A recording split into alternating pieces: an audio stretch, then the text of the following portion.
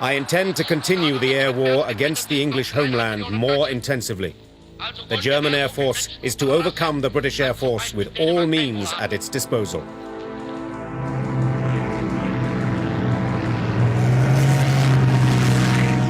German military intelligence estimated that the RAF had only 300 fighter aircraft left, concentrated in the south of England.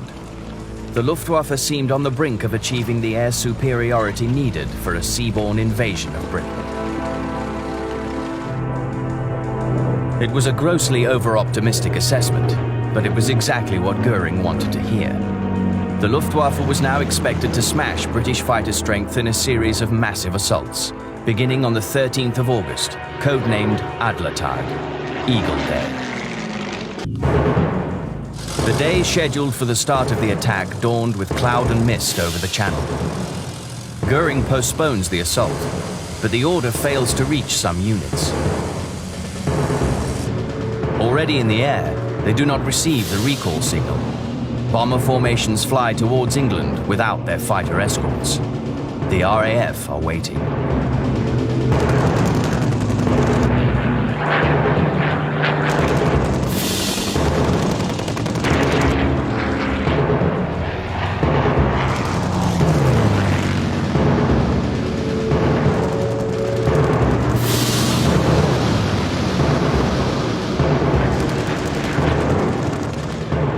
Angered by the muddled start of the campaign, Goering orders the attack to go ahead after all.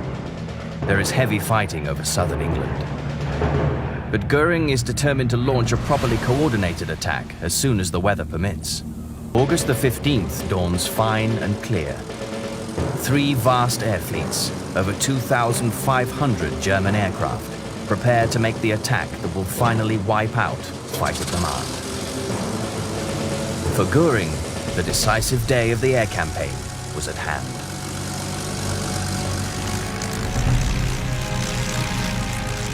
From the High Command in Berlin to the Luftwaffe airfields in France, confidence was high. But most pilots were unconcerned with grand strategy.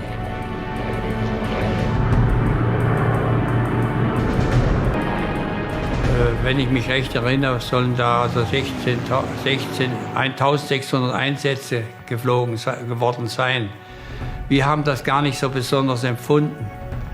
Es war schon ein Großeinsatz, aber wir haben das nicht so als Adlertag oder Eagle Day gesehen, sondern war eben ein ganz normaler Einsatz mit etwas mehr Flugzeugen. The plan was simple. Bombers would strike at RAF airfields, aircraft factories, and war-essential infrastructure. Massed fighter escorts would fly high above the bombers, attacking with the advantage of height when RAF fighters attempted to intercept the bombers. At 11:30 a.m., Ju-87 Stuka dive bombers with a heavy escort of Me-109s cross the channel and attack the forward airfields of Lymph, Hawkinge, and Manston. 54 Squadron Spitfires are scrambled, alongside Hurricanes from the 501 Squadron. These units will be in almost constant action over the following days. But the dive bombers hit buildings and hangars, and sever the cables carrying power to 3 of the radar stations on the Kent coast. There is now a blind spot in the warning system.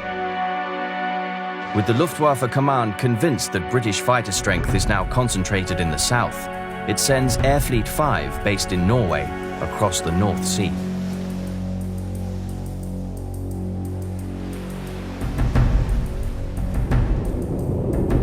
The fleet of Heinkel bombers head towards the northeast coast of Britain. Confident there will be no opposition, they fly without Me-109 fighter escort. But the British radar stations that face out across the North Sea have registered their approach. The information is passed to the fighter squadrons of 13 Group. As the German bombers approach the Tyneside coast, the weather is fine and clear.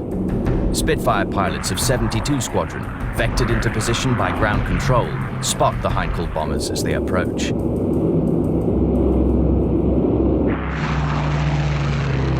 From a perfect attack position, the Spitfires strike, diving out of the sun. Hurricanes from 79 and 605 Squadrons join the fray.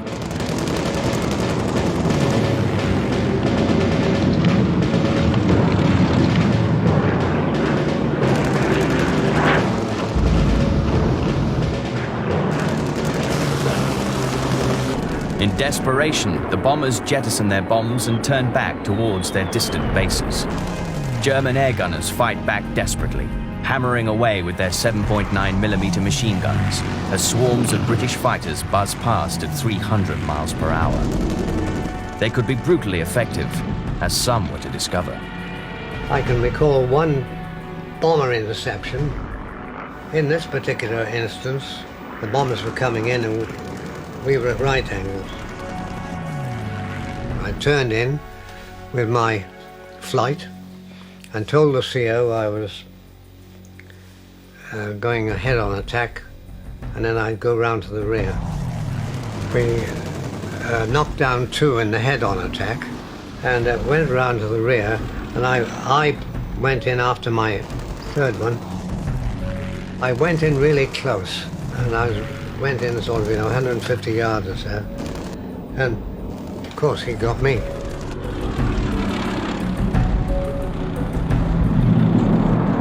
Severely mauled, with 30 aircraft lost and many badly damaged, Air Fleet 5's participation in the Battle of Britain was over.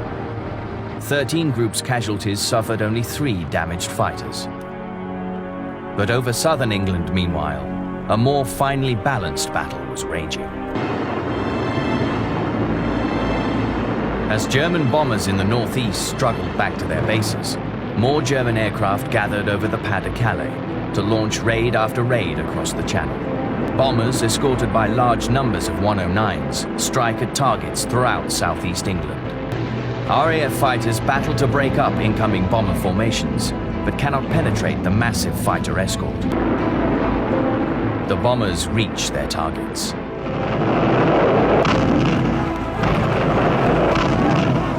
The airfield at RAF Martlesham is bombed and put out of action.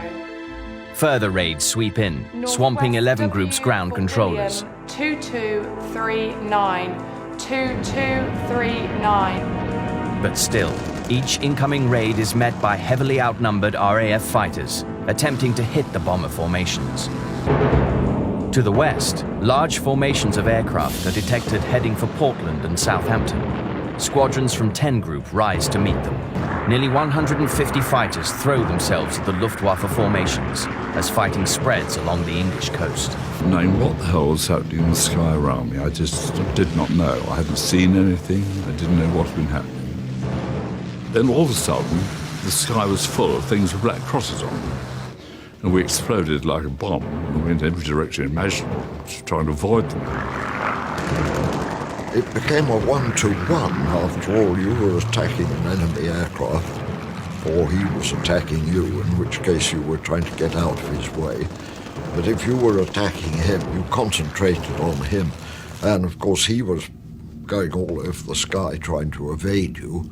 And you all, apart from the 2 of you, you got separated from everybody else. I thought, well, this is it. And I turned my guns on, I fired at him, and he turned over and dived down towards the sea. This is fantastic, because before we went up, I was absolutely convinced that I would be killed. I always reckoned I was one of the worst pilots in the squadron. And having shot something down myself, I thought, this is something. As I followed him down, another bomb got behind me and started shooting at me, but he was a terrible shot, and he never hit me at all. The fighting over the Solent and Portland is fierce. 2 Hurricane squadrons scrambled from Exeter are heavily engaged. Losses on all sides are heavy. After an afternoon of furious and continual combat, the Luftwaffe launched their final raids of the day against airfields at Croydon and West Malling.